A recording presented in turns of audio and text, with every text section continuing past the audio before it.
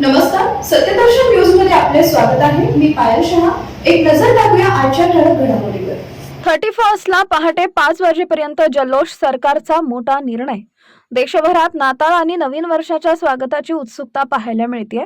अशातच तळीरामांसाठी खुश खबर आहे, कारण नाताळ आणि 31 डिसेंबर निमित्त मद्य विक्री आणि बियर बार उशिरापर्यंत सुरू ठेवण्यास सवलत देण्यात आली आहे.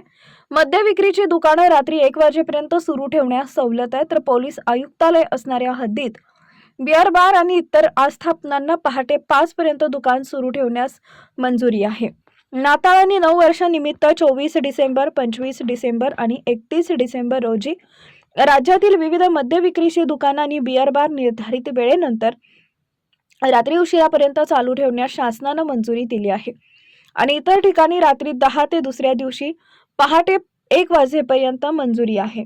वेळेत शिथिलतेची मंजुरी असली तरी सार्वजनिक शांतता, कायदा आणि सुव्यवस्था याचा विचार करून जिल्हाधिकारी आवश्यकतेनुसार वेळेची शिथिलता कमी करू शकतील.